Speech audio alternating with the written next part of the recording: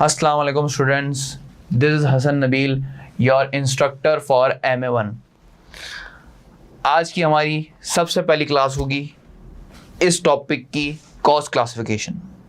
पिछली क्लास के अंदर हमने प्रॉपर चीज़ें पढ़ ली कि हमें किस तरह इस सब्जेक्ट को लेके चलना है, इस सब्जेक्ट के कितने टॉपिक्स हैं, इस सब्जेक्ट के अंदर कौन से टॉपिक पे कितने टाइम लगेगा, इस एक टॉपिक के अंदर कितने घंटे के लेक्चर्स हैं, एक टॉपिक के अंदर क्या प्रैक्टिस करनी है। सारी हमने पिछली क्लास में पूरी इंट्रोडक्शन कर ली प्रॉपरली, किस तरह इंट्रोड्यूस करा हमने सब्जेक्ट को, क्या क्या इस सब्जेक्ट के अंदर रिक्वायरमेंट्स हैं, क्या क्या करना चाहिए, एक स्टूडेंट को दिन में कितने घंटे लगाने चाहिए अगर उसको जल्दी जल्दी ये सब्जेक्ट पास करना है।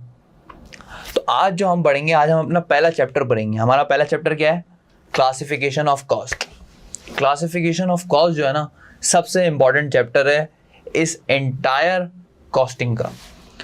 अगर आप ये टॉपिक को समझ जाओगे, यानी इस टॉपिक की क्रक्स को समझ जाओगे, इस टॉपिक को प्रॉपर्ली अंडरस्टैंड कर लोगे तो आपका जितना भी आगे MA1 है वो एक स्मूथली चलेगा। आपको कॉन्सेप्चुअल क्लैरिटी होगी कि भाई किस तरह कॉस्टिंग चल रही है, क्या हो रहा है कॉस्टिंग के अंदर, किस तरह MA1 को अप्रोच किया जाता है।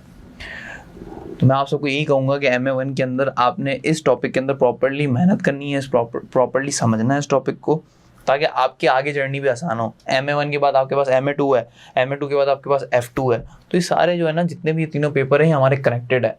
F2 के बाद आपके पास जाएगा F5 जाएगा, फिर F9 आएगा। तो ये सारे कनेक्टेड हैं। तो MA1 इज़ द बेसिक्स। तो इस बेसिक का भी सबसे इंपॉर्टेंट चैप्टर है हमारे पास कॉस्ट क्लासिफिकेशन। तो आपने इस टॉपिक को प्रॉपर्ली अंडरस्टैंड करना है कॉन्सेप्चुअली और पूरा फोकस के साथ इस टॉपिक को अब हम क्या करते हैं, स्टार्ट करते हैं। चलो भाई आ जाओ।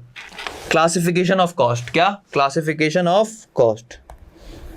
क्लासिफिकेशन ऑफ कॉस्ट को पढ़ने से पहले हम पढ़ते हैं कॉस्ट होती क्या है। कॉस्ट क्या होती है। अच्छा, कॉस्ट क्या होती है इससे पहले एक एग्जांपल लेते हैं भाई। हमें चाहिए लैपटॉप। क्या चाहिए स्टूडेंट्स? लैपटॉप चाहिए। हमें चाहिए कैमरा चाहिए, हमें चाहिए आईपैड,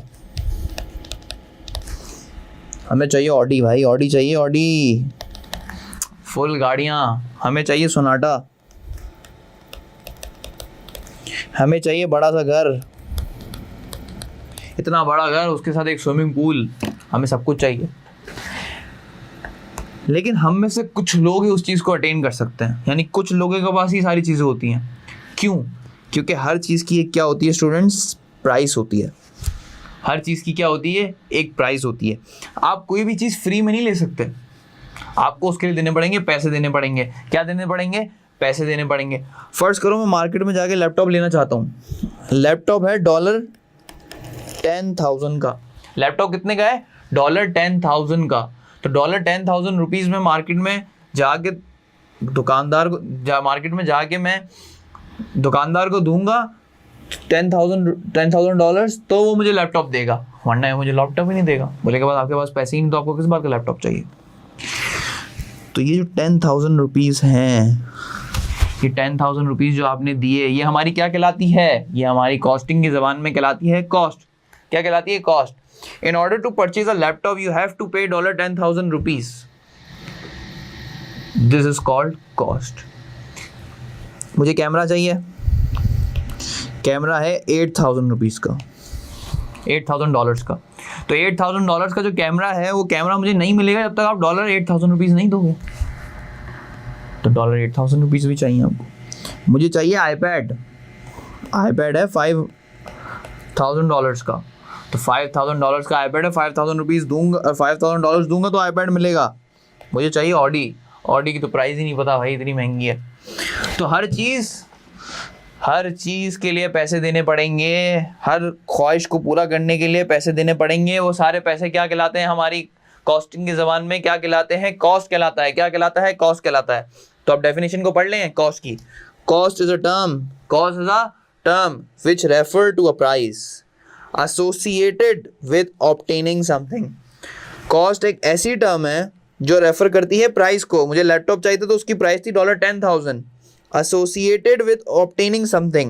अगर मुझे लैपटॉप चाहिए तो मुझे $10,000 देने पड़ेंगे. अगर मुझे कैमरा चाहिए तो मुझे $8,000 देने पड़ेंगे. अगर मुझे आईपैड चाहिए तो मुझे $5,000 देने पड़ेंगे. तो कॉस्ट क्या चीज़ है? कॉस्ट एक प्राइस है. कॉस्ट एक क्या है? प्राइस.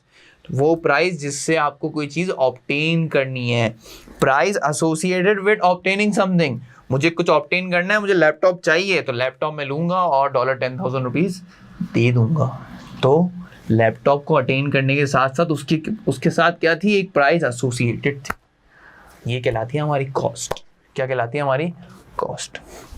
अच्छा, ये तो हम थोड़ी पर्सनल बातें कर रहे थे. बिजनेस की ज़बान में क्या होता है? बिजनेस की ज़बान के अंदर अलग अलग तरह की कॉस्ट आती है. बिजनेस के अंदर अलग अलग तरह की कॉस्ट आती है.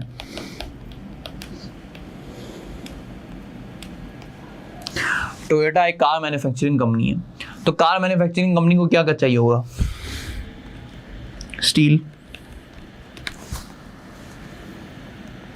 फिर एक फैक्ट्री, एक प्लांट, एक लैंड, एक बिल्डिंग, ये सारी चीज़ें चाहिए होंगी. तो बिजनेस जो है टोयोटा का बिजनेस है, क्या उसको ये सारी चीज़ें चाहिए? हाँ, चाहिए. इन चीज़ों को अटेन उसको फ्री में कर लेगा या उसको कोई पैसे देने पड़ेंगे? तो हम उसको क्या बोलते हैं? कॉस्ट. कॉस्ट देंगे तो स्टील मिलेगा, कॉस्ट देंगे तो फैक्ट्री का प्लांट मिलेगा, कॉस्ट देंगे तो प्लांट मिलेगा, कॉस्ट देंगे तो लैंड परचेज कर पाएंगे. उस लैंड पे हम टोयोटा ने अपना एक प्लांट लगाया होगा, टोयोटा ने उस लैंड पे मैन्युफैक्चरिंग करनी होगी, उस लैंड पे वो गाड़ियाँ बनाएगा. बिल्डिंग, जो लैंड के ऊपर जो बिल्डिंग होती है, फ्लैट्स होते हैं, वो सब हमें लेना पड़ेगा ताकि हम अपने बिजनेस को क्या कर सकें? चला सकें. तो इसको बोलते हैं हम कॉस्ट. ये है कॉस्ट. हर बिजनेस के अंदर अलग अलग तरह की कॉस्ट होती हैं. इन कॉस्ट को हमें प्रॉपर्ली लेके चलना है और क्लासिफाई करना है. अच्छा, कॉस्ट तो एक जनरल टर्म है, तो कॉस्ट तो अलग अलग तरह की हो सकती है. देखो, कॉस्ट एक बड़ी सी टर्म है. इस बड़ी सी टर्म को हम डिफरेंट टर्म्स के अंदर तोड़ देंगे, इसलिए इसको हम क्या बोलते हैं? Classification of cost. चलें स्टूडेंट्स, आगे चलते हैं. पहली चीज, नेचर. क्या नेचर है कॉस्ट की? अलग अलग तरह की कॉस्ट होती है. एक लिखा हुआ है मटेरियल. क्या लिखा हुआ है? Material, labour, expenses. ये प्रॉपर्ली आगे हमने पढ़ना है क्या होता है मटेरियल, क्या होता है लेबर, क्या होता है एक्सपेंसेस. पूरा एक चैप्टर है इस पर. तो मटेरियल क्या होता है? मैं कोई चीज़ बनाने चाह रहा हूँ तो मुझे कुछ मटेरियल चाहिए होगा, रॉ मटेरियल चाहिए होंगे. तो हर चीज़ की मटेरियल लगता है. फ्री में कोई चीज़ नहीं बन जाती. अब जैसे मेरे हाथ में पेन है, इस पेन के अंदर बहुत सारी चीज़ें हैं. इस पेन के अंदर एक यहाँ पे इंक वो लगी हुई है, प्रॉपर्ली टेक्नोलॉजिकल से मिल के प्रॉपर्ली टच लगा हुआ है प्रॉपर. तो ये इसका रॉ मटेरियल है, ये इस्तेमाल किया गया होगा तभी ये पेन बनी गई होगी. इस पेन के अंदर जो है थोड़ा सा कॉपर वगैरह लगा हुआ है, थोड़ा सा मैग्नेट्स वगैरह लगे हुए हैं. तो ये सारी इसके क्या है? Raw materials. इन सबको मिला के इन्होंने एक पेन बनाई होगी. लैपटॉप है, लैपटॉप के अंदर भी बहुत सारी चीज़ें होती हैं. आईपैड के अंदर भी बहुत सारी चीज़ें होती हैं. चलो ईजी एग्जाम्पल रखते हैं. अगर मैं कोई खाना बना रहा हूँ, फर्स्ट करो मैं कोई फास्ट फूड बना रहा हूँ. फास्ट फूड में क्या आ गया? बर्गर आ गया. तो बर्गर जो होता है हमारे पास, उस बर्गर के ऊपर ब्रेड लगी हुई होती है, नीचे चिकन होती है, फिर थोड़ा सा ऑयल होता है और फिर चिकन होती है. तो ये जो सारी चीज़ें लगी, ऑयल लगा, चिकन लगी, बर्गर के अंदर ब्रेड लगी, तो ये सब जो लगा वो क्या कहलाता है? हमारा मटेरियल कहलाता है. अच्छा, फिर बर्गर किसी ने बनाया भी होगा. जिसने बनाया होगा उसने पैसे लिए होंगे, लेबर वेजेस ली होंगी, सैलरी ली होंगी. तो लेबर की कॉस्ट लग गई, पैसे लग गए. फिर एक्सपेंसेस क्या है? एक्सपेंसेस क्या है? इलेक्ट्रिसिटी, यहाँ लाइट जल रही है, इलेक्ट्रिसिटी लग रही है. फिर पेट्रोल की कॉस्ट लग रही है. ये सारे क्या कहलाते हैं? एक्सपेंसेस कहलाते हैं. अच्छा, इसको आगे जाके गौर से पढ़ेंगे, प्रॉपर्ली टेंशन नहीं लेना, आगे बढ़ते हैं अभी. अच्छा, अब एक और है की रिस्पॉन्सिबिलिटी और फंक्शंस. कॉस्ट को हम रिस्पॉन्सिबिलिटी के हिसाब से क्लासीफाई करते हैं, फंक्शन के हिसाब से क्लासीफाई करते हैं. Product cost and period cost, ये भी अलग अलग तरह की कॉस्ट होती हैं, आगे प्रॉपर्ली पढ़ेंगे. कंट्रोलेबल कॉस्ट और अनकंट्रोलेबल कॉस्ट. कुछ कॉस्ट को बिजनेस कंट्रोल कर सकता है, कुछ कॉस्ट को बिजनेस कंट्रोल नहीं कर सकता. तो ये भी हम पढ़ेंगे कौन सी कॉस्ट कंट्रोलेबल होती है और कौन सी कॉस्ट नहीं होती. Classification according to the cost behaviour patterns. One of the most important part of the topic is this. यानी कॉस्ट को क्या बिहेवियर है कॉस्ट का, उसके हिसाब से उसको क्लासिफाई करना. फिर डायरेक्ट कॉस्ट और इनडायरेक्ट कॉस्ट. ये 5 तरह की हमारे पास, नहीं 5 नहीं 6 तरह की हमारे पास क्लासिफिकेशन हैं। इन क्लासिफिकेशंस को हमने प्रॉपरली इस पूरे चैप्टर के अंदर पढ़ना है। आगे बढ़ते हैं। फंक्शंस और रिस्पॉन्सिबिलिटी के हिसाब से हम क्या कर रहे हैं, कॉस्ट को क्लासिफाई कर रहे हैं। फंक्शन और रिस्पॉन्सिबिलिटी के हिसाब से 6 क्लासिफिकेशन थी, इसमें से हम दूसरी वाली पहले कर रहे हैं। किस तरह क्लासिफाई करेंगे भाई? अच्छा, आप थोड़ा बिजनेस को समझते हैं तो इंशाल्लाह क्लासिफिकेशन समझ आ जाएगी। ये है हमारी रिसर्च। क्या है? रिसर्च। रिसर्च भाई, बिजनेस क्या करता है? रिसर्च करता है। बिजनेस क्या करता है? रिसर्च करता है। हमारी कंपनी है बहुत बड़ी, यूनिलीवर। यूनिलीवर का क्या काम है? यूनिलीवर बहुत तरह के काम करती है। कॉस्मेटिक्स में सबसे नंबर 1 चल रही है दुनिया के अंदर। कॉस्मेटिक प्रोडक्ट्स बड़े अच्छे होते हैं यूनिलीवर के। अच्छा, यूनिलीवर का एक सबसे बड़ा प्रोडक्ट है सर्फ एक्सेल। अच्छा, यूनिलीवर का एक बहुत बड़ा प्रोडक्ट है सर्फ एक्सेल। कौन सा प्रोडक्ट है? Surf Excel. यूनिलीवर का प्रोडक्ट है सर्फ एक्सेल। तो ये सर्फ एक्सेल जो प्रोडक्ट है यूनिलीवर का, इस प्रोडक्ट को किस तरह इन्होंने निकाला? सबसे पहले इन लोगों ने मार्केट को देखा। इन्होंने नोट किया कि भाई जो लोग हैं ना वो हाथ से कपड़े धो रहे हैं, कोई वॉशिंग पाउडर जैसी कोई चीज़ ही नहीं है, कोई वॉशिंग पाउडर है ही नहीं। लोग मेहनत करके, जो हमारी घर की ख़वातीन है वो यूं कपड़े धो रही हैं हाथ से, आदमी भी कपड़े धो रहे हैं हाथ से। तो अब लोग तो हाथ से कपड़े धो रहे हैं। तो इन लोगों ने मार्केट को रिसर्च किया। इन्होंने मार्केट को बोला क्यों ना हम कोई ऐसा पाउडर लेके आ जाएं जिससे इनको इतनी मेहनत ना करनी पड़े, वॉशिंग मशीन लेके आ जाएं जिससे खुद ही जो है कपड़े धुल जाए, लोगों को मेहनत ना करनी पड़े। तो ये कहलाती है रिसर्च। क्या कहलाती है? रिसर्च। यानी आप कस्टमर्स को रीड करो, कस्टमर की क्या नीड है, क्या चीज़ें हैं, कस्टमर क्या फुलफिल, उनकी नीड्स को पूरा किया जा रहा है, क्या कस्टमर को कन्वीनियंस मिल रही है, नहीं मिल रही। ये हमारी कहलाती है रिसर्च। अच्छा, रिसर्च फ्री में तो नहीं होती, लोग करते हैं रिसर्च। जब यूनिलीवर ने ये प्रोडक्ट लॉन्च किया होगा तो उन लोगों ने मार्केट रिसर्च वालों को पैसे दिए होंगे। मार्केट रिसर्च एजेंसीज होती हैं प्रॉपर, उनको पैसे दिए होंगे कि भाई हमारे लिए रिसर्च करो, हमें बताओ कस्टमर को क्या चाहिए, क्या कंपेटिटर्स प्रोवाइड कर रहे हैं, क्या चाहिए कस्टमर को। तो ये क्या करी, हमने रिसर्च करी। फिर हमने लोगों को जाके सैंपल्स दिए कि आप बताएं हमारा वॉशिंग पाउडर सर्फ एक्सेल जो है वो कैसा लग रहा है। यूनिलीवर ने चेक किया। जब यूनिलीवर ने चेक किया कि भाई लोग तो बड़े खुश हैं, उनको तो बड़ा मजा आ रहा है हमारे वॉशिंग पाउडर के साथ, उनका बेहतरीन चल रहा है काम, सुकून से जो है क्लोज भी वॉश हो रहे हैं, ज़िंदगी आसान चल रही है। तो उन्होंने बोला यानी हमारी मार्केट रिसर्च क्या हो गई, अच्छी हो गई। तो मार्केट रिसर्च के अंदर हमें मार्केट रिसर्च एजेंसीज को क्या कहते हैं, फीस देनी होती है। फिर हमें मार्केट रिसर्च एजेंसीज को फीस देनी होती है। फिर हमें जो सैंपल्स दिए हमने लोगों को फ्री में यूज़ करने के लिए, उसमें तो हमने लोगों से कोई पैसे ही नहीं लिए, कस्टमर से उनके फीडबैक मांगे। तो ये जो जितनी भी कॉस्ट लगी रिसर्च के अंदर, उस कॉस्ट का नाम क्या है? उस कॉस्ट का नाम है रिसर्च कॉस्ट। क्या नाम है भाई? Research cost. अब रिसर्च हो गई, यूनिलीवर ने रिसर्च कर ली कि हाँ भाई हमें सर्फ एक्सेल को बना लेना चाहिए, लोगों को वॉशिंग पाउडर की बड़ी ज़रूरत है और कंपेटिटर्स इतने अच्छे भी नहीं है। तो हमने रिसर्च करके बैठ तो नहीं जाना है ना। रिसर्च करके हम जाएंगे मैन्युफैक्चरिंग वाले के पास। किसके पास जाएंगे? मैन्युफैक्चरिंग वाले के पास। यूनिलीवर एक प्लांट लगाएगा, प्रॉपर्टी प्लांट एंड इक्विपमेंट, पूरा प्लांट लगाएगा, पूरी मशीन्स लेगा, प्रॉपर केमिकल्स लाएगा। तो सारे जो केमिकल्स लाएगा वो वहाँ पे क्या करेगा? मैन्युफैक्चरिंग करेगा। मैन्युफैक्चरिंग करने को बोलते हैं कि बनाना, प्रोडक्ट का बनना। सर्फ एक्सेल को बनाएगा प्रॉपर्ली कि भाई ये वॉशिंग पाउडर बेहतरीन क्वालिटी का बने, अच्छा सा बने। तो वहाँ पे इसने क्या की? मैन्युफैक्चरिंग की, पूरी फैक्ट्री लगाई, वहाँ पे रॉ मटेरियल्स बुलाए, ये सारी क्या हो गई? मैन्युफैक्चरिंग। अच्छा, जब मैन्युफैक्चरिंग कर रहा था तो उसको कॉस्ट पड़ी होगी, उसने मशीन ली होगी, उसने केमिकल्स लिए होंगे, उसने लोगों को लगाया होगा, एक मिक्सचर करने वाले को बुलाया होगा, केमिस्ट को बुलाया होगा, इन सबको पैसे दिए होंगे। ये फ्री में तो काम नहीं करेंगे। तो जब किसी के साथ जब कोई चीज़ मिलने वाली थी तो ये हमारी क्या, जो पैसे दिए उसको हम क्या बोलते हैं? प्राइस। हर चीज़ की प्राइस होती है, उस प्राइस को हम क्या बोलते हैं? कॉस्टिंग की ज़बान में कॉस्ट बोलते हैं। तो जितनी भी कॉस्टें मैन्युफैक्चरिंग के अंदर लगी, उनको हम क्या बोलते हैं स्टूडेंट्स? Manufacturing cost. उनको हम बोलते हैं मैन्युफैक्चरिंग कॉस्ट।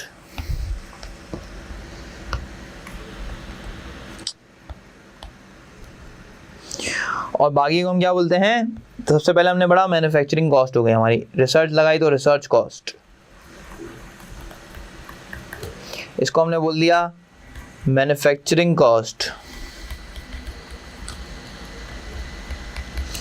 ये भी टिक, ये भी टिक। अब मैन्युफैक्चर करके मैंने वॉशिंग पाउडर बना तो लिया, बेहतरीन किस्म का वॉशिंग पाउडर बन गया भाई। अब सर्फ एक्सेल के नाम से मेरे को लोगों को बेचना भी तो है। क्या मैं बना के बैठ जाऊंगा? लोगों को बेचूंगा नहीं। तो मैं जाके क्या कर दूंगा, फिर मैं जाके सेल करूंगा। मैं क्या करूंगा? सेल करूंगा, लोगों को बेचूंगा, लोगों को बताऊंगा कि भाई मैंने एक प्रोडक्ट बनाया है, आप इस प्रोडक्ट को बाय करें। मैं जाके मार्केटिंग करूंगा। अब मार्केटिंग में कौन आएगा भाई? इतने सारे हमारे सेलिब्रिटीज मार्केटिंग कर रहे होते हैं, ब्रांड की प्रमोशन कर रहे होते हैं। अब बीच में आपने देखा होगा कि यांगो के अंदर हानिया आमिर हर एड में हानिया आमिर बोल रही है कि भाई येंगो को इस्तेमाल करें, येंगो बड़ा सस्ता है। तो क्या येंगो की जो हानिया आमिर मार्केटिंग कर रही है वो फ्री में कर रही है? नहीं, फ्री में तो नहीं कर रही, क्योंकि वो मार्केटिंग कर रही है तो उसके पैसे चार्ज कर रही होगी। तो उसको हम बोलते हैं मार्केटिंग करना, ताकि हमारी जो मार्केटिंग हो रही है ताकि हमारा प्रोडक्ट बिके। जब से हानिया आमिर ने आके येंगो की मार्केटिंग की तो लोगों ने येंगो इस्तेमाल करना शुरू कर दिया। तो क्या हानिया आमिर ने फ्री में काम किया? नहीं, फ्री में नहीं काम किया। हानिया आमिर की भी एक प्राइस थी, उस प्राइस को हमने पे किया, तभी तो उसने मार्केटिंग करी हमारे लिए। तो ये जो जितनी भी मार्केटिंग हो रही है, जितने भी खर्चे हो रहे हैं ताकि हम कस्टमर को बेच सकें, वो खर्चे क्या कहलाते हैं? वो किस डिपार्टमेंट में आते हैं? सेलिंग के डिपार्टमेंट में आते हैं, मार्केटिंग के डिपार्टमेंट में आते हैं। तो हम इसको क्या बोलेंगे? सेलिंग या मार्केटिंग कॉस्ट। तो कोई मुश्किल बात तो नहीं हुई। कॉस्ट को क्लासिफाई करना कैसे? जो डिपार्टमेंट ने वही हो गया। रिसर्च करी तो रिसर्च कॉस्ट, मैन्युफैक्चरिंग करी तो मैन्युफैक्चरिंग कॉस्ट, कस्टमर को बेचना शुरू किया तो सेलिंग कॉस्ट। ये तो सीधी सीधी बात है, इसमें तो कोई मुश्किल ही नहीं है। तो यानी जो चीज़ का फंक्शन होगा, जो डिपार्टमेंट जो चीज़ का काम करता होगा, उसके अंदर जो भी कॉस्ट लग रही है वो इसी का नाम बन जाएगा। रिसर्च कॉस्ट, मैन्युफैक्चरिंग कॉस्ट और सेलिंग कॉस्ट। अब चलते हैं डिस्ट्रीब्यूशन की तरफ। किसकी तरफ चलते हैं? डिस्ट्रीब्यूशन। अच्छा, व्हाट इज डिस्ट्रीब्यूशन? डिस्ट्रीब्यूशन का मतलब, अब मैंने जो है वॉशिंग पाउडर बना दिया, लोगों को बता दिया, अब कस्टमर्स ने ऑर्डर भी देना शुरू कर दिए। मैं बैठा हूँ कराची में, यूनिलीवर कराची में, सही फर्ज करो कराची के अंदर उसका प्लांट है। अब कराची से मेरे को ऑर्डर आता है लाहौर के अंदर। लाहौर के अंदर एक कस्टमर बोल रहा है यूनिलीवर को, यार प्लीज़ मुझे ना सर्फ एक्सेल डिलीवर कर दो। तो जब कराची के अंदर जाके डिलीवर होगा कस्टमर को, तो कस्टमर तक पहुंचाने के लिए भी तो कॉस्ट लगेगी, फ्री में तो नहीं डिलीवर हो जाएगा कस्टमर को। जब कस्टमर को हम डिलीवर करेंगे, अच्छा डिलीवर ऐसे तो नहीं कर देंगे, उसकी प्रॉपर पैकेजिंग करेंगे। सर्फ एक्सेल इतना बड़ा ब्रांड, जैसे हम सर्फ एक्सेल बाय करते हैं तो उस पर लिखा होता है, इतना बड़ा पैकेजिंग की हुई होती है प्रॉपर, फिर अंदर वॉशिंग पाउडर होता है। तो उसको प्रॉपरली हमने पैकेजिंग करनी है उसकी, फिर पैकेजिंग करके कस्टमर को देना है। तो ये सब किस में आता है? डिस्ट्रीब्यूशन में। यानी आप अपने प्रोडक्ट को डिस्ट्रीब्यूट कर रहे हो मार्केट के अंदर, कस्टमर्स के ऑर्डर्स को फुलफिल कर रहे हो। तो जब डिस्ट्रीब्यूट किया, अब ये डिस्ट्रीब्यूशन डिपार्टमेंट का काम होगा कि कस्टमर को सही तरह डिस्ट्रीब्यूट किया जाए, हर फैक्ट्री में माल अवेलेबल हो, हर फैक्ट्री के अंदर इन्वेंट्री हो। तो ये जो डिपार्टमेंट है इसका नाम क्या है? डिस्ट्रीब्यूशन। तो इस डिपार्टमेंट के अंदर जो कॉस्ट लगेगी उसको हम क्या बोलेंगे स्टूडेंट्स? हाँ सही कहा, डिस्ट्रीब्यूशन कॉस्ट बोलेंगे। क्या बोलेंगे? Distribution cost.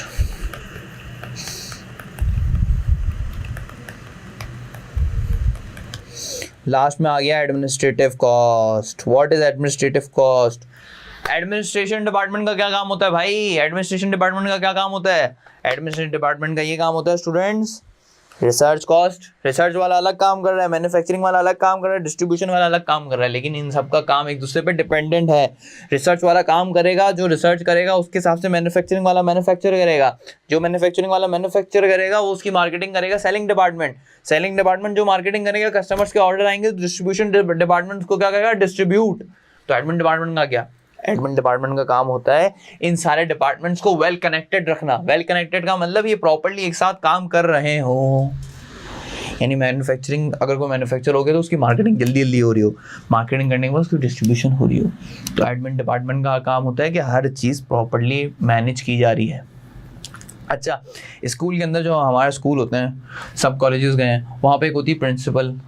प्रिंसिपल क्या होती है? प्रिंसिपल होती है हेड मिस्ट्रेस होती है। वो पढ़ा तो नहीं रही होती हमें स्टूडेंट्स को, हम स्टूडेंट्स को नहीं पढ़ा रही होती। उनका काम क्या होता है?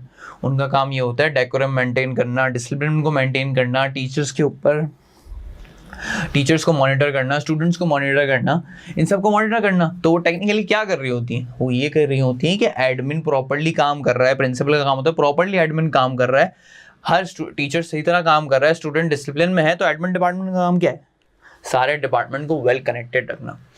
तो उस एडमिन डिपार्टमेंट में जो बंदा वेल कनेक्टेड रख रहा है, क्या वो कॉस्ट उन पर इनकर हो रही है? क्या प्रिंसिपल सैलरी ले रही है? ले रही है सैलरी।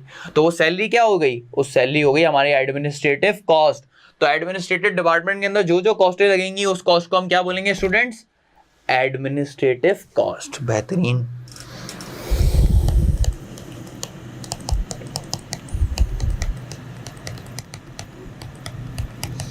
सारी बातों की एक बात, सारी बातों में हमारी एक बात हमने क्या सीखी इसके अंदर? सारी बातों के अंदर हमने एक बात क्या सीख ली?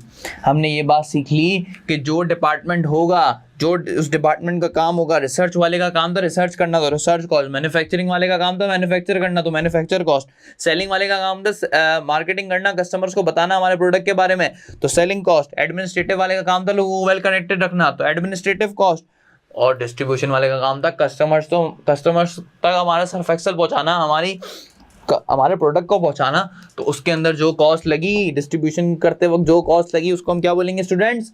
Distribution cost. तो टेक्निकली जो फंक्शन वही कॉस्ट की क्लासिफिकेशन। यहाँ तक बात क्लियर हो गई? तो सीधी बात, जो फंक्शन होगा वही कॉस्ट की क्लासिफिकेशन होगी। अच्छा, आप थोड़ा सा रीड कर लेते हैं हमारे बुक के अंदर क्या लिखा हुआ है। Cost can be analyse by function, यही पढ़ रहे थे। कॉस्ट फंक्शन के हिसाब से एनालाइज हो गई। This is often analyse by responsibility. अच्छा, रिस्पॉन्सिबिलिटी क्यों बोल रहे हैं? देखो, एडमिन वाले का काम है लोगों को वेल कनेक्टेड रखना, एडमिन वाले का काम है एडमिनिस्ट्रेशन करना, तो वो उसका फंक्शन भी है, यानी उसका काम भी है, और दूसरा उसकी रिस्पॉन्सिबिलिटी भी है। यानी वो लोगों को वेल कनेक्टेड नहीं रख रहा तो वो अपना काम भी नहीं कर रहा और अपनी रिस्पॉन्सिबिलिटी भी पूरी नहीं कर रहा। तो फंक्शन और रिस्पॉन्सिबिलिटी एक ही बात है। तो इस तरह अगर एग्जाम में आए कि भाई फंक्शन के हिसाब से हम क्लासीफाई कर रहे हैं तो भी एक ही बात है, और अगर वो बोले रिस्पॉन्सिबिलिटी के हिसाब से क्लासीफाई कर रहे हैं तो भी स्टूडेंट्स एक ही बात है। पहली क्लासिफिकेशन यहाँ पे हमारी खत्म होती है। तो इस क्लासिफिकेशन में सिर्फ एक ही बात याद रखनी है, जो फंक्शन है वही कॉस्ट क्लासीफाई हो गई। जिस डिपार्टमेंट में जो कॉस्ट लग रही है वही कॉस्ट बन जाएगी। रिसर्च में रिसर्च कॉस्ट, मैन्युफैक्चरिंग में मैन्युफैक्चरिंग कॉस्ट, सेलिंग में सेलिंग कॉस्ट, डिस्ट्रीब्यूशन में डिस्ट्रीब्यूशन कॉस्ट। अच्छा, एक डिपार्टमेंट होता है HR, ह्यूमन रिसोर्स। तो ह्यूमन रिसोर्स में जो कॉस्ट लग रही होगी उसको क्या बोलेंगे? क्या बोलेंगे? Human resource management cost. बस डिपार्टमेंट और उसके बराबर में उसको कॉस्ट लगा दो, सीधी बात, कोई मुश्किल ही नहीं है।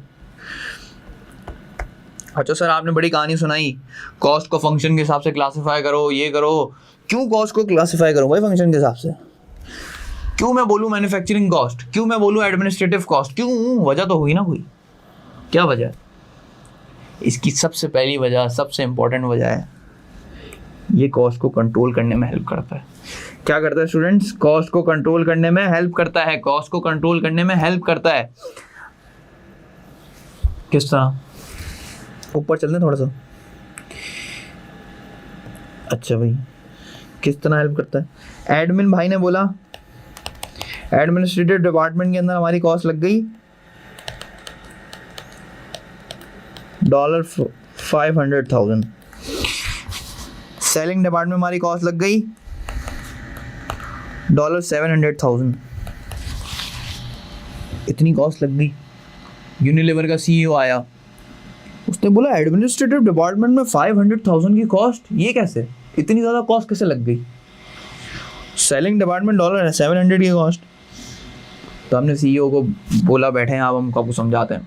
तो उनको हमने बताया ये करा, हमने ये करा, हमने सैलरी इतनी दी, इतने एडमिन के अंदर इतने लोग काम करते हैं, एडमिन के अंदर ये AC लगा हुआ है, इसका खर्चा हो रहा है, इलेक्ट्रिसिटी का खर्चा हो रहा है, और इसके अंदर जो है हमारा इलेक्ट्रिसिटी का खर्चा हो रहा है। फिर कभी कभी नए लोग हायर करने पड़ जाते हैं, एडमिन में काम बढ़ जाता है, तो इसलिए हमारी कॉस्ट लग गई $500,000। ये कॉस्ट लग गई। तो CEO ने बोला आपने बहुत ज़्यादा कॉस्ट लगा ली है, क्यों आपको पूरा दिन AC चलाने की ज़रूरत है? इतनी कॉस्ट कैसे लग गई आपकी? पूरा दिन AC नहीं चलाओ भाई आप, ऐसा क्या काम है AC चलाना है? क्यों जो है लेबर्स फालतू में फारिग बैठे हुए हैं, क्यों मोबाइल चला रहे हैं पूरा दिन? तो अगर CEO को $500,000 के बारे में नहीं पता होता, अगर यूनिलीवर ने कॉस्ट को क्लासीफाई नहीं किया होता, क्या CEO को पता चलता कि $500,000 तो बहुत ज़्यादा लग गए? अगर उसको पता ही नहीं चलता तो क्या वो मेजर्स लेता जिससे कॉस्ट कम हो? नहीं लेता। तो इसीलिए कॉस्ट को क्लासीफाई करना पड़ता है। अगर कॉस्ट क्लासीफाई होगी तभी तो उसको कंट्रोल करेंगे। अच्छा, फिर सीईओ ने बोला सेलिंग डिपार्टमेंट में $700,000 की कॉस्ट लग गई।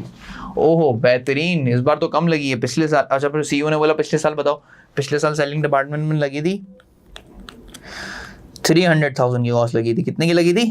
300,000। तो सीईओ ने बोला कि इस साल तो ज़्यादा कॉस्ट लग गई, बहुत ज़्यादा, ये तो बहुत गड़बड़ हो गई। तो सीईओ ने बोला यहाँ पे भी आप बहुत ज़्यादा कॉस्ट लग रही है, तो कोशिश करो यहाँ पे भी कॉस्ट को क्या करो, कंट्रोल करो, कम से कम कॉस्ट को करो कम। तो इससे क्या बात पता चलती है? इससे ये बात पता चलती है कि जब कॉस्ट को फंक्शन के हिसाब से क्लासिफाई करोगे, एडमिन को इतनी कॉस्ट लगी, सेलिंग को इतनी कॉस्ट लगी, तो हमें एक टॉप मैनेजमेंट को आइडिया हो जाएगा कि कहाँ पे हमें कॉस्ट को कंट्रोल करना है और कहाँ पे हमें कॉस्ट को ज़्यादा इंक्रीज करना है। तो अगर कॉस्ट कंट्रोल होगी तो बिजनेस के प्रॉफिट ज़्यादा होंगे, कॉस्ट कम लगेगी। तो इसीलिए इसका हमें कॉस्ट को क्लासिफाई करना है हर डिपार्टमेंट के हिसाब से। सबसे पहली वजह क्या है? कंट्रोल कॉस्ट, याद रखना ये बात। अच्छा बाकी दो भी लिखे हुए हैं, वो पढ़ लेते हैं। Produce financial statements. Financial statement क्या होती है? फाइनेंशियल स्टेटमेंट्स क्या होती है? फाइनेंशियल स्टेटमेंट हेल्प करती हैं। फाइनेंशियल स्टेटमेंट्स होती हैं इनकम स्टेटमेंट, आपने आगे जाके भाई FA1 और FA1 में बनाई होगी इनकम स्टेटमेंट, और statement of financial position. Statement of financial position. अच्छा इनकम स्टेटमेंट में हम क्या निकालते हैं? प्रॉफिट निकालते हैं। प्रॉफिट क्या होता है? रेवेन्यू।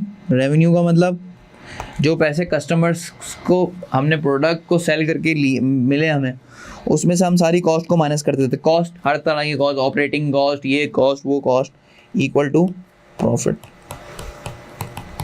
तो हर तरह की कॉस्ट लगती है उसके अंदर। आपने जैसे पढ़ा होगा कॉस्ट ऑफ सेल्स होती है, FA1 में पढ़ा होगा। फिर ऑपरेटिंग कॉस्ट, ऑपरेटिंग एक्सपेंसेस होते हैं, तो सारे एक्सपेंसेस होते हैं। तो जब अगर मैं फाइनेंशियल स्टेटमेंट बनानी है, मुझे अगर फाइनेंशियल स्टेटमेंट बनानी है, मुझे प्रॉफिट निकालना है, तो क्या मुझे कॉस्ट को क्लासीफाई नहीं करना पड़ेगा? तो कॉस्ट को क्लासीफाई करने की दो वजह होती है। एक वजह कंट्रोल करना कॉस्ट को, जो अभी हमने पढ़ा था कि हमारी कॉस्ट कम से कम हो। दूसरा हमें फाइनेंशियल स्टेटमेंट्स को बनाना, यानी इनकम स्टेटमेंट बनाना, फिर SOFP बनाना। इन सब के लिए मुझे क्या चाहिए होगी? कॉस्ट क्लासिफिकेशन चाहिए होगी। तो भाई आप समझ आ गया क्यों कॉस्ट को क्लासीफाई कर रहे हैं। अच्छा जो सेकंड पॉइंट है उसको भी मैं थोड़ी देर के लिए होल्ड कर रहा हूँ, ये हम आगे जब चैप्टर्स पढ़ेंगे तो आपको प्रॉपर्ली ये क्लियर हो जाएगा, ठीक है। अच्छा भाई पहली क्लासिफिकेशन हो गई पूरी। आ जाओ भाई टिक कर लें इसको जल्दी जल्दी। की रिस्पॉन्सिबिलिटीज़ और फंक्शन, बेहतरीन, पहला निकल गया भाई। अब आगे बढ़ते हैं। Controllable cost and uncontrollable cost. ये क्या है भाई? अनकंट्रोलेबल कॉस्ट और कंट्रोलेबल कॉस्ट। अच्छा कुछ कॉस्ट जो होती हैं वो कंट्रोल की जाती हैं, कुछ कॉस्ट कंट्रोल नहीं की जा सकती। कैसे समझते हैं इस बात को? हमारी है एक फैक्ट्री, क्या है? फैक्ट्री। इस फैक्ट्री में हम बनाते हैं परफ्यूम्स, ठीक है। हम क्या बनाते हैं? परफ्यूम्स बनाते हैं। अच्छा परफ्यूम बनाने के लिए मुझे क्या क्या चीज़ें चाहिए होंगी? मुझे चाहिए होगा केमिकल, ठीक है, केमिकल चाहिए। मुझे चाहिए लेबर। लेबर में कौन आ जाएगा? केमिस्ट आ जाएगा। केमिस्ट कौन होता है? जो जिसको केमिस्ट्री आती है उसको पता है कौन सी चीज़ में कौन सा केमिकल मिलाऊंगा तो परफ्यूम में अच्छी फ्रेगरेंस आएगी। तो लेबर में केमिस्ट चाहिए। तीसरा एक्सपेंसेस। एक्सपेंसेस का मतलब इलेक्ट्रिसिटी वगैरह जो आ रही है ऊपर, इलेक्ट्रिसिटी लग रही होगी, मशीन को चलाने के लिए पेट्रोल लग रहा होगा, ऑयल लग रहा होगा, ये सारी चीज़ लग रही होंगी। अच्छा अब होता है एक फैक्ट्री मैनेजर। कौन होता है? Factory manager. जो फैक्ट्री को क्या कर रहा है? जो फैक्ट्री को क्या कर रहा है? मैनेज कर रहा है। जो फैक्ट्री को क्या कर रहा है? मैनेज कर रहा है। अच्छा इस फैक्ट्री मैनेजर का काम क्या है? इस फैक्ट्री के मैनेजर का काम है कि कम से कम कॉस्ट लगे। क्या लगे? परफ्यूम कम से कम कॉस्ट में लगे। जितनी कम कॉस्ट में लगेगा उतना प्रॉफिट हमारा ज़्यादा होगा। तो ये क्या करेगा?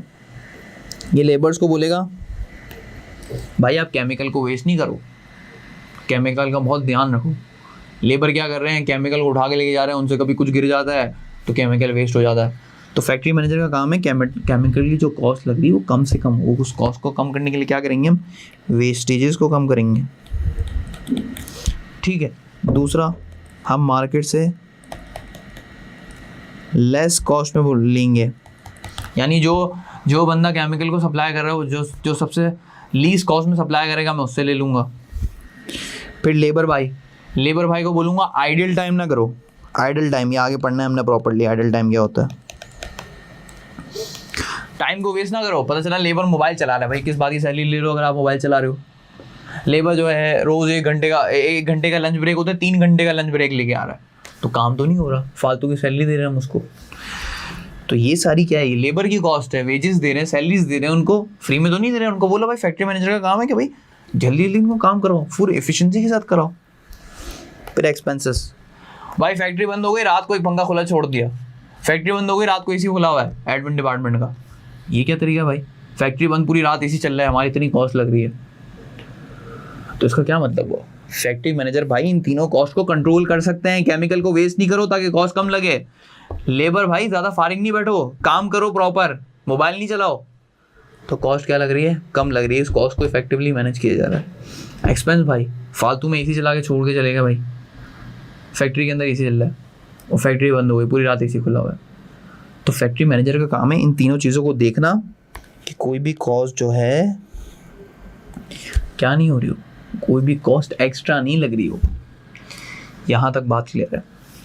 ये सारी कॉस्ट हमारी कहलाती हैं, क्या कहलाती हैं, कंट्रोल का क्या मतलब है। क्या ये कॉस्ट कंट्रोल हो सकती है, क्या फैक्ट्री मैनेजर को बोल सकता है कि भाई इस कॉस्ट को कंट्रोल करो। यस, इसको हम बोलते हैं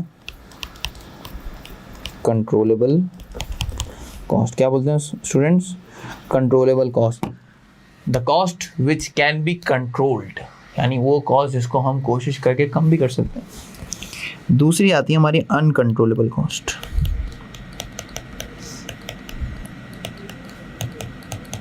अब है फैक्ट्री का रेंट। अच्छा, रेंट क्या होता है। आपने कोई मैंने जो जिस फैक्ट्री लगाई हुई है यूनिलीवर ने, जो परफ्यूम की हमने जो फैक्ट्री लगाई हुई है, इस फैक्ट्री पे काम हो रहा है, तो ये फैक्ट्री फ्री की तो नहीं है भाई। इस फैक्ट्री को मैंने, इस जगह को मैं ओन नहीं करता, मैंने किसी से इसको रेंट पे लिया हुआ है। रेंट पे क्या मतलब, जो फर्ज करो एक बंदा है अली इस फैक्ट्री को ओन करता है। अली इस फैक्ट्री को ओन करता है, तो अली ने बोला क्योंकि मैं ये फैक्ट्री ओन करता हूँ तो हर महीने मैं आपसे 1 लाख रुपए लूँगा। क्यों? क्योंकि ये फैक्ट्री मेरी है और मैं आपको इस्तेमाल करने का राइट दे रहा हूँ। ठीक है, हमने बोला अली भाई सही है, आप इस रेंट को कुछ ये हम जो है ना आपको 1 लाख रुपीज़ हर महीने के एंड में, $1 लाख हर महीने के एंड में दे देंगे। अच्छा, अब फैक्ट्री मैनेजर के पर्सपेक्टिव से सोचो।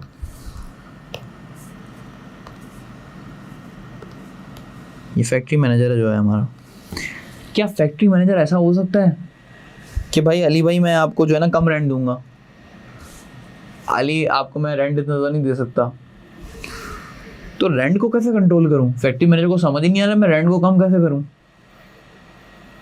रेंट तो कम ही नहीं हो सकता, मुझे देना ही पड़ेगा। महीने के एंड में मैं फैक्ट्री इस्तेमाल करी, मैंने फैक्ट्री पूरा महीना इस्तेमाल किया, तो मैं उसको अली को एंड में एक $100,000 देने पड़ेंगे। इसीलिए इस कॉस्ट को हम क्या बोलते हैं, uncontrollable cost. This cost can not be controlled. हाँ, केमिकल में कोशिश करता कम वेस्ट हो, लेबर को बोलता ज़्यादा टाइम ज़ाया ना करो, एक्सपेंसेस को कम, फालतू में एसी ना चलाओ, फालतू में मशीन ना चलाओ, लेकिन इसको रेंट को तो नहीं कंट्रोल कर सकता ना मैं। रेंट तो मुझे देना ही पड़ेगा, मैं इसको ऐसा नहीं कर सकता इस रेंट को मैं कम करने की कोशिश करूँ, नहीं हो सकता, ये रेंट कम देना ही है महीने के एंड में, तो इसको हम बोलते हैं अनकंट्रोलेबल कॉस्ट। ठीक है, यहाँ तक बात क्लियर हो गई। आप जल्दी जल्दी इसको रीड कर लेते हैं, क्या बोल रहे हैं हमारे भाई, क्या बोल रहे हैं ये हमारे जो एग्जामिनर भाई हैं जिन्होंने बुक लिखी है। अच्छा एडिटर भाई, मैंने बीच में जो है ना भाई का वर्ड इस्तेमाल कर लिया था, तो आपने वो जो लाइन है वो रिमूव कर देनी है। अच्छा, तो अनकंट्रोलेबल कॉस्ट भी समझ लिया, कंट्रोलेबल कॉस्ट भी समझ लिया। अब हम रीड कर लेते हैं क्या लिखा हुआ है इधर। क्या लिखा हुआ है भाई, It is hoped that all cost an organization incurs are controllable by the management. कुछ ज़्यादातर कॉस्टें कंट्रोल की जा सकती हैं, however some are uncontrollable which cannot be controlled.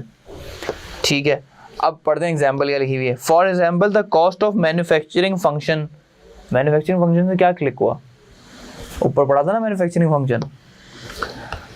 The cost of the manufacturing function of an organisation may include a centrally allocated rental cost of the factory's share of the total rent of the entire building. Factory manager will have no control over the total amount of the rent paid by the organization. तो क्या बोल रहा है भाई, ये बोल रहा है कि ये जो बिल्डिंग थी, इस बिल्डिंग के अंदर एक फैक्ट्री थी, उस फैक्ट्री का भी रेंट दे रहे थे हम, तो मैनेजर उस फैक्ट्री के रेंट को तो कंट्रोल कर ही नहीं सकता। हाँ, बाकी कॉस्ट को कंट्रोल कर सकता है, लेकिन इस कॉस्ट को कंट्रोल नहीं कर सकता। रेंट तो उसको देना ही पड़ेगा, ऐसा नहीं हो सकता कि रेंट कम कर दे रेंट। तो स्टूडेंट, यहाँ तक बात क्लियर हो गई। इस कॉस्ट को कंट्रोल नहीं किया जा सकता, factory manager can not control this cost. यहाँ तक बात क्लियर है, फुल पक्का। चलो भाई आगे बढ़ते हैं। अब चलते हैं प्रोडक्ट कॉस्ट और पीरियड कॉस्ट की तरफ। किसकी तरफ? प्रोडक्ट कॉस्ट और पीरियड कॉस्ट। अच्छा, प्रोडक्ट कॉस्ट का दूसरा नाम है प्रोडक्शन कॉस्ट।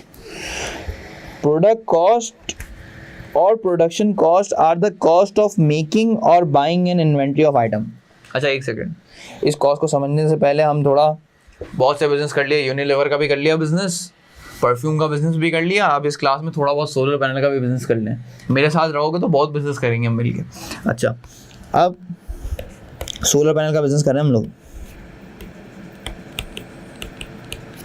अच्छा, सोलर पैनल का हमने बिजनेस स्टार्ट किया। सबसे पहले हमने बोला इस सोलर पैनल के बिजनेस में हम रिटेल का काम करेंगे। किसका काम करेंगे? रिटेल का। What is retail? रिटेल का मतलब होता है कि मैं सोलर पैनल खरीदूंगा और फिर कुछ प्रॉफिट रख के बेच दूंगा। तो सोलर पैनल मुझे करने पड़ रहे हैं इम्पोर्ट। जब मैंने इम्पोर्ट करा तो मुझे कितने लग रहे थे? 1 लाख PKR, यानी 1 लाख रुपए की एक प्लेट जो है ना, ये एक प्लेट, ये मुझे 1 लाख रुपीज़ की पड़ रही थी। फिर मैंने क्या किया, 1 लाख रुपए का इम्पोर्ट हो गया। अब मार्केट में जाके लोगों को 120 का बेच दिया। क्या करा? 120 का बेच दिया। अच्छा, ये 1 लाख रुपए क्या है? सोलर पैनल को खरीदने की प्राइस है, तो 1 लाख रुपए हमारी कॉस्ट है। ठीक है, ये हमारा चल रहा था मस्त। तो यहाँ पे जब मैंने बाई किया, तो इस प्रोडक्ट को बाय करने की, जो सोलर पैनल में बेच रहा था उसको बाय करने की कॉस्ट कितनी थी? 1 लाख रुपीज़। अच्छा भाई, अब हमने बोला यार रिटेल में ना इतना प्रॉफिट नहीं हो रहा, बाद में मंगवाना पड़ता है, इंपोर्ट करना पड़ता है, बहुत ड्यूटी व्यूटी लग जाती है, तो एक काम करते हैं हम रिटेल नहीं करते, हम एक काम करते हैं मैन्युफैक्चर। क्या करते हैं? मैन्युफैक्चर करते हैं। तो मैन्युफैक्चर करने लगे। जब मैन्युफैक्चर करने के लगे तो हमें इस प्लेट को बनाने के लिए कुछ मटेरियल भी चाहिए हुआ। अच्छा, इसके अंदर जो है ना छोटे छोटे कोई टेक्नोलॉजिकल चीज़ें इस्तेमाल होती हैं, छोटी छोटी प्लेट्स होती हैं, और फिर प्लेट्स मिलजुल के बड़ी प्लेट बनती है। तो छोटी छोटी प्लेट को इंपोर्ट करना पड़ता है। वो छोटी छोटी प्लेट हमने इंपोर्ट करी, वो डायरेक्ट मटेरियल है हमारा। फिर उसके बाद हमने इंजीनियर्स बुलाया जो मिलके, फुल साइंटिस्ट वगैरह, वो मिलके वेजेस वगैरह लेके उन्होंने जो है ना इसको, इस प्लेट को बनाया। फिर एक्सपेंसेस, इलेक्ट्रिसिटी लगाई, फैक्ट्री लगाई, मशीन के अंदर फ्यूल डाला, वो सारी कॉस्टें लग गई। तो डायरेक्ट मटेरियल कितना लगा हमारा? 50,000 का। हमारा लेबर कितने का लगा? 10,000 का। फिर हमारा 20,000 का। तो टोटल हमारा कितना लग गया? इसको मेक करने में कितनी कॉस्ट लग गई? 50, 60 और 80,000। ये हमारी हो गई मेक करने की कॉस्ट। अब प्रोडक्ट कॉस्ट की डेफिनेशन पे वापसी चलते हैं। Product cost are the cost of making, buying and inventory of item. Inventory क्या होती है? जो चीज़ आप सेल करते हो ना, जो बिजनेस सेल करता है उसको हम बोलते हैं इन्वेंट्री। यहाँ पे हम सेल कर रहे हैं तो सोलर पैनल, तो हमारी इन्वेंट्री सोलर पैनल है। पिछले वाले में परफ्यूम सेल कर रहे थे, हमारी इन्वेंट्री परफ्यूम है। उससे पहले यूनिलीवर सर्फ एक्सेल सेल कर रहा था, हमारी इन्वेंट्री सर्फ एक्सेल थी। तो यहाँ पे जब मैं इसमें क्या लिखा हुआ है? प्रोडक्ट कॉस्ट और द कॉस्ट ऑफ मेकिंग और बाइंग। 2 वर्ड याद रख लो। प्रोडक्ट कॉस्ट में 2 कॉस्टें आती हैं, मेकिंग और बाइंग। जब पहले मैं रिटेल कर रहा था, जब मैं क्या कर रहा था? रिटेल। तो रिटेल करते वक्त मैं क्या करता था? 1 लाख रुपीज़ का, जो $1 लाख का मैं इंपोर्ट करता था। जब मैं 1 लाख रुपीज़ का इंपोर्ट करता था तो ये क्या है हमारी? बाय, यानी बाय करने की। तो ये बाय में प्रोडक्ट कॉस्ट के अंदर 2 कॉस्टें आती है, बाय और मेक। तो बाय इज़ $1 लाख। तो $1 लाख मेरे को बाय करने की, यानी मेरी प्रोडक्ट कॉस्ट कहलाएगी।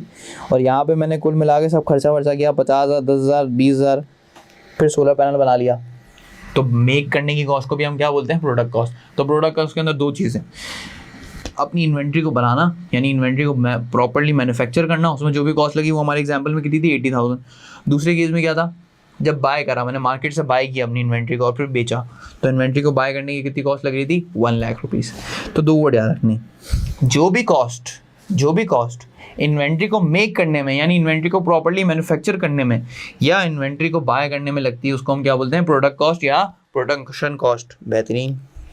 अच्छा, इसने लिखा हुआ है for example the material and labour cost of an item are the part of product cost. तो ये खुद बोल रहा है मटीरियल और लेबर, जैसे हमने पिछले एग्जाम्पल में पढ़ा, क्या मटीरियल और लेबर हमारी प्रोडक्ट की कॉस्ट का पार्ट था। प्रोडक्ट कॉस्ट समझ आ गया बेहतरीन, 2 वर्ड याद रखने बस, इतनी लंबी भैंस के बस है 2 वर्ड याद रखने, मेकिंग और बाइंग बस। अब चलते हैं period cost. Period cost are those cost charge in the income statement for a period that are not directly related to the production of the goods. अच्छा भाई ठीक है, क्या कहना चाह रहे हैं समझ लेते हैं। ये वो कॉस्ट हैं जो डायरेक्टली रिलेटेड नहीं होती प्रोडक्शन से सोलर पैनल की। हमने सोलर पैनल का बिजनेस खोला, ठीक है, सोलर पैनल के बिजनेस में एक होगा मार्केटिंग का बंदा, जैसे पिछली एग्जांपल्स पढ़ी ना, मार्केटिंग डिपार्टमेंट में बंदा बैठा होगा, लोगों को बता रहा होगा भाई हमसे सोलर पैनल ले लो, हमसे सोलर पैनल ले लो, लोगों की एडवर्टाइजमेंट कर रहा होगा। तो जो मार्केटिंग कर रहा है बंदा, लोगों को जा जाके बता रहा है, क्या वो सोलर पैनल में दिख रहा है हमें? सोलर पैनल के अंदर कहीं नज़र आ रहा है मार्केटिंग की भी हमने? सोलर पैनल के अंदर तो प्लेट्स हैं, लेबर है। अच्छा, फिर एडमिनिस्ट्रेटिव डिपार्टमेंट होता है हमारा, एडमिनिस्ट्रेटिव डिपार्टमेंट के अंदर भी कोई बंदा सैलरी ले रहा होगा। तो ये सारी चीज़ें are the part of business but they are not directly related to the production of the solar panels. तो जो चीज़ डायरेक्टली रिलेटेड नहीं है। अच्छा, फाइनेंस वाले लोग हैं, हम ACCA कर रहे हैं, तो हम ACCA का काम फाइनेंस में देख रहे होंगे, हम देख रहे होंगे क्या हमारे पास पैसे प्रॉपर्ली पैसे अवेलेबल हैं, क्या डेबिट क्रेडिट सब सही हो रहा है। तो डेबिट क्रेडिट जो हम कर रहे हैं उसका कोई लिंक ही नहीं है सोलर पैनल से, उसकी प्रोडक्शन में तो काम ही नहीं आ रहा। हाँ, बिजनेस चलाने के लिए इंपॉर्टेंट है। तो ये जो सारी कॉस्टें होती है ना, जो अदर देन प्रोडक्शन कॉस्ट होती है, उसको हम बोलते हैं period cost, which are not directly related to the production of the goods and services. अच्छा, 2 कंडीशन हैं उसको प्रोडक्ट कॉस्ट बनने के लिए, एक तो डायरेक्टली रिलेटेड ना हो, दूसरी कंडीशन क्या लिखा हुआ है, पीरियड कॉस्ट। क्या लिखा हुआ है, पीरियड। पीरियड कॉस्ट के अंदर एक इंपॉर्टेंट वर्ड क्या है, पीरियड। अच्छा, ये पीरियड कॉस्ट है, ये टाइम के हिसाब से लिंक्ड होती है। किसके हिसाब से लिंक्ड होती है? टाइम के हिसाब से। क्या मतलब हुआ, जैसे अभी मैं थोड़ी पहले एग्जांपल दी थी रेंट की, उस रेंट ने क्या बोला, 1 महीना आप फैक्ट्री को यूज़ कर लो, हमें आपको महीने के एंड में $100,000 देने। तो मैंने अगर 1 महीना इस्तेमाल कर लिया, तो 1 महीना क्या था, 1 महीना इज़ द पीरियड। तो मेरी कॉस्ट पीरियड पे डिपेंडेंट है। जो लोग सैलरी पे काम कर रहे होते हैं, वो लोग बोलते हैं कि भाई अगर 1 महीने तक मैंने इस जगह पे काम किया ना, तो इस जगह पे काम करने से मैंने इस जगह पे काम किया तो मेरे को महीने के एंड में 1 महीने की सैलरी मिल जानी चाहिए, 2 महीने के एंड में 2 महीने की सैलरी मिल जाए। तो इस तरह वो पीरियड्स में काम कर रहे होते हैं। 1 महीना हुआ, पैसे मांग लिए। तो ये जो कॉस्ट है वो किस पे डिपेंडेंट है, टाइम पे डिपेंडेंट है।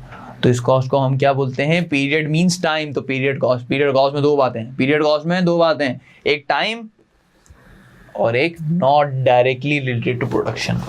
एक बात क्या हो गई भाई, टाइम, और दूसरा not directly related to production. सही है। अब चलते हैं प्रोडक्ट कॉस्ट, जल्दी रिवाइज कर लेते हैं भाई। ये क्लासिफिकेशन हो गई, इस क्लासिफिकेशन के अंदर सिर्फ 4 बातें याद रख लो। प्रोडक्ट कॉस्ट के अंदर 2 बातें, मेकिंग और बाइंग। जो प्रोडक्ट बना रहा हूँ उसको मेक करने में और बाय करने में जो कॉस्ट लगी वो प्रोडक्ट कॉस्ट कहलाएगी।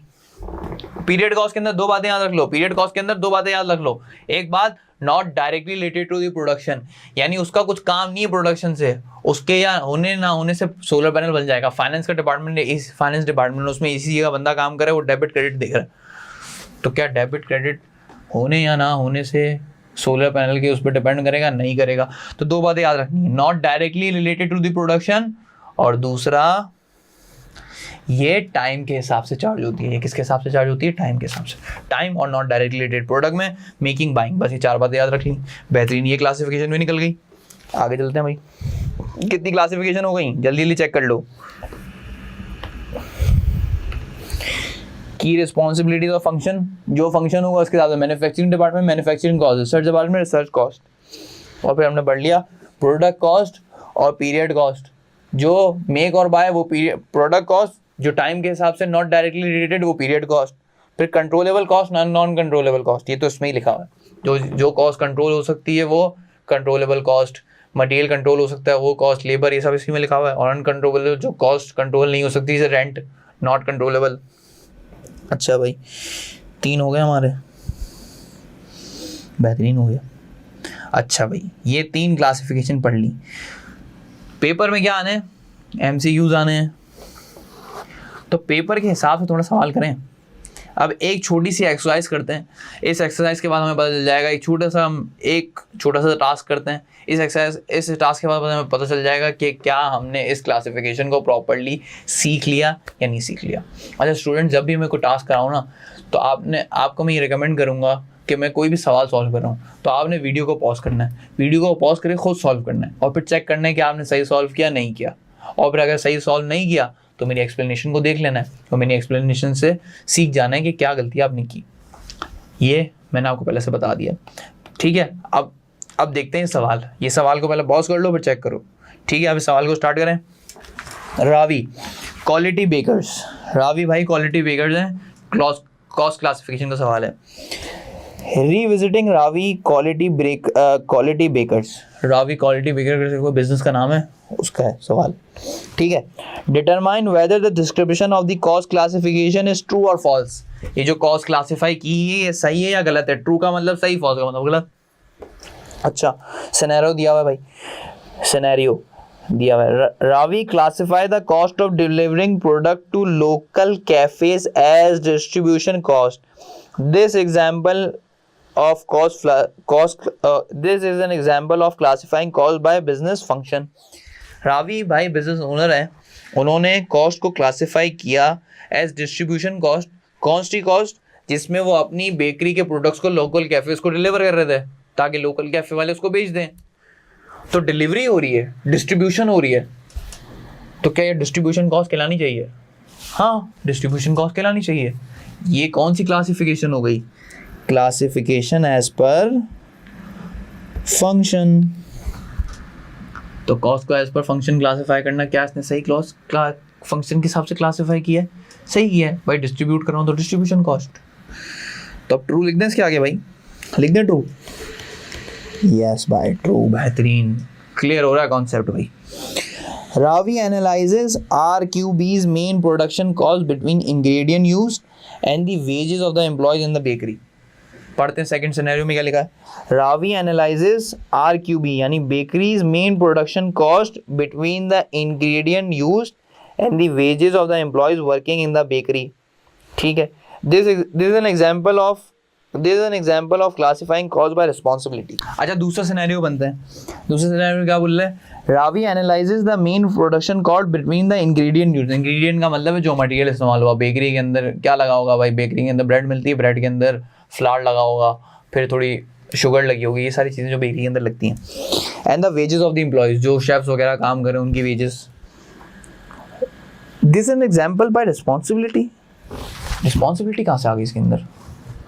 मतलब इंग्रेडिएंट यूज हो रहा है और वेजेस ऑफ एम्प्लॉयज़ को उसने प्रोडक्शन कॉस्ट, वो बोल रहा है कि ये सारी प्रोडक्शन कॉस्ट हैं। अच्छा प्रोडक्ट कॉस्ट को दूसरा नाम क्या था? Production cost. तो क्या यहाँ पे रिस्पांसिबिलिटी के हिसाब से क्लासिफाई हो रहा है? यहाँ पे तो मुझे किसी की रिस्पांसिबिलिटी नज़र ही नहीं आ रही है। मेरे हिसाब से यहाँ पे क्लासिफाई हो रहा है प्रोडक्ट कॉस्ट के हिसाब से। अच्छा प्रोडक्ट कॉस्ट में क्या था? प्रोडक्ट कॉस्ट में दो मेन बातें, मेकिंग और बाइंग। तो यहाँ पे क्या कर रहा है, ये मेक कर रहा है, मेक करने के लिए उसको इंग्रेडिएंट्स चाहिए और एम्प्लॉयज़ की वेजेस चाहिए। तो यहाँ पे क्लासिफिकेशन इसने सही नहीं की। यहाँ पे ये रिस्पांसिबिलिटी के हिसाब से क्लासिफिकेशन नहीं होती है। किसके हिसाब से क्लासिफिकेशन हो रही है? प्रोडक्ट कॉस्ट के हिसाब से या प्रोडक्शन कॉस्ट के हिसाब से। तो ये हमारा क्या हो गया स्टूडेंट्स? This is false. यहाँ तक बात क्लियर है? पहले वाले में सही क्लासिफाई किया, दूसरे वाले में गलत क्लासिफाई किया। Ravi has authorized the office manager to purchase office supplies. Ravi भाई ने ऑफिस मैनेजर को ऑथराइज किया गया, यानी उसको परमिशन दी गई है to purchase office supplies and other products, यानी ऑफिस के लिए उसको जो भी चीज़ें चाहिए, फर्नीचर वगैरह जो भी चाहिए, वो खुद ऑफिस मैनेजर सप्लाई कर सकता है। And services required to run the office, office चलाने के लिए जो भी उसको चीज़ें चाहिए। Ravi reviews office and administration cost monthly. Ravi जो ओनर है वो हर महीने जो है ना ऑफिस कॉस्ट और एडमिनिस्ट्रेशन कॉस्ट को रिव्यू करता है। Asking the office manager to justify the expenditure. जो ऑफिस मैनेजर को उसने ऑथराइज किया हुआ है, लेकिन उसको पूछता भी है कि भाई आपने जो ये ऑफिस के अंदर फर्नीचर मंगवाया है, ये कैमरा मंगवाया है, ये जो जितने भी लोगों को हायर किया है, इसको इस एक्सपेंडिचर को जस्टिफाई तो करो। सही है, उससे पूछ रहा है उसकी, क्योंकि उसकी रिस्पॉन्सिबिलिटी, उसे पूछना चाहिए। अब आगे क्या बोल रहे हैं, आगे की लाइन सुपॉर्ट से देखना। Ravi uses both functions and responsibility to classify the cost in this situation. Ravi भाई ने फंक्शन को भी इस्तेमाल किया यानी ऑफिस मैनेजर भाई, आपका काम है ऑफिस के अंदर रहना, तो आपकी जो भी कॉस्ट है वो क्या कहलाएगी, ऑफिस कॉस्ट या एडमिनिस्ट्रेटिव कॉस्ट। तो ये फंक्शन के हिसाब से क्लासीफाई हो गया। और फिर एंड में उसको पूछा कि भाई जो आपने खर्चा किया उसको जस्टिफाई तो करो, क्योंकि वो आपकी रिस्पॉन्सिबिलिटी है। तो इसने दो तरह क्लासीफाई कर लिया, फंक्शन और रिस्पॉन्सिबिलिटी के हिसाब से। क्या स्टूडेंट्स ने सही क्लासीफाई किया? क्या यहाँ पे फंक्शन की बात हो रही है, क्या रिस्पॉन्सिबिलिटी की बात हो रही है? यस, बात हो रही है। तो क्या इसने सही किया? यस, इसने सही किया। तो यहाँ हम क्या लिख देंगे, ट्रू। यहाँ तक बात क्लियर हो गई। छोटी सी एक्सरसाइज की थी हमने ताकि हमारा जो लेक्चर ऊपर है वो थोड़ा सा क्या हो जाए, समराइज हो जाए या समझ आ जाए। क्या लेक्चर में था? सारी कितनी क्लासिफिकेशंस पढ़ ली?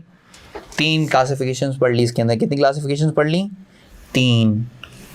रिस्पॉन्सिबिलिटी के हिसाब से, फंक्शन के हिसाब से, पीरियड कॉस्ट क्या होती है, प्रोडक्ट कॉस्ट क्या होती है, कंट्रोलेबल कॉस्ट क्या होती है, अनकंट्रोलेबल कॉस्ट क्या होती है।